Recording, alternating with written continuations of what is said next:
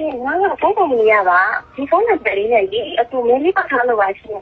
အော်အေးညီမရေဟိုအကိုပြောမယ်ဟိုလေအကိုညီမတို့ဖုန်းစောင့်နေတာတိလားညီမခဏလေးနော်ဗာလေအကိုဘာပြောညီမဖုန်းမချနဲ့နော်အကိုတစ်ချက်မှအကိုမိမတို့တစ်ချက်ကြည့်လိုက်အောင်မယ်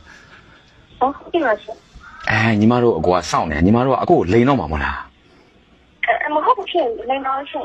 အကိုသိတယ်ညီမတို့ကအစုဖွဲ့နေလေဟို script တွေရေးပြီးတော့မှဇက်လန်းတွေဆင်ပြီးတော့မှအကိုတို့လိန်ပါလေဟုတ်တယ်မလားအကိုအမှန်တိုင်းပြောမဟုတ်ဘူးရှင်ဘာမှမဖြစ်ဘူးအကိုပြောရမယ်အကိုကအဲ့လိုလိန်မဲ့လူကိုစောင့်နေတာနော်အကိုပြောရမယ်အကိုကညီမတို့ရှေ့အကူညီတောင်းချင်လို့တိလားဟုတ်ကဲ့အကိုကလည်းညီမတို့လိုပဲအိမ်မှာအကိုမိမကိုအကိုဘတ်နေရနီလန်းပေါင်းစုံနဲ့ဘတ်ပြီးတော့မှအကိုကပတ်စံနေလဲဘတ်အပြင်ထွက်ဖို့ရာဆိုင်ထိုင်ဖို့ရာဘီယာဆိုင်တွားဖို့ရာဆိုလဲဘတ်ပြီးတွားနေတာဒါပေမဲ့အခုကျတော့အကိုမိမကဘတ်တဲ့အကွက်တွေကစုံသွားတဲ့ခါကျတော့အခုမိမကအကိုကဘတ်လို့မရတော့ဘူးမရတဲ့ခါကျတော့အခုညီမတို့လိုလိန်တဲ့လူတွေကိုအကိုကစောင့်နေတာညီမတို့ကအကိုကိုဗာလဲကူညီတယ်ဆိုလို့ရှိရင်ညီမတို့လည်းအကျိုးမြုပ်စေရအောင်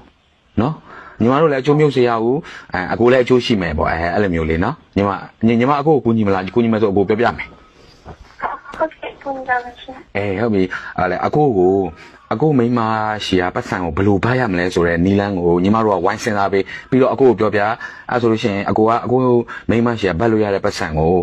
ညီမတို့ကိုပါစနစ်နဲ့ပေးမယ်ပြီးလို့ရှိရင်အကိုအပြင်ထွက်လို့ရအောင်ဘတ်လို့ရတဲ့ဇလန်းမျိုးတွေကိုစဉ်းစားပြီးတော့အကိုကိုပြောပြပေးတကယ်လို့အကိုအပြင်ထွက်လို့ရတယ်ဆိုလဲတစ်ခေါက်အပြင်ထွက်လို့ရရင်ညီမတို့ဘယ်လောက်ဆိုပြီးတော့မှအကိုကပေးမယ်အဲ့ဒါအကိုညီမတို့ကူညီနော်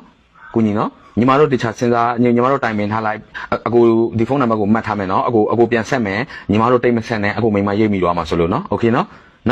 အကိုပြန်ဆက်မယ်ညီမတို့စဉ်းစားမနေ့ဖြန်ညအကိုပြန်ဆက်မယ်နော်ဆက်ပြန်ဆက်မယ်နော်ဟုတ်ပြီနော်ဒါပဲနော်ညီမဒါပဲနော်ဟုတ်ကဲ့ရှင်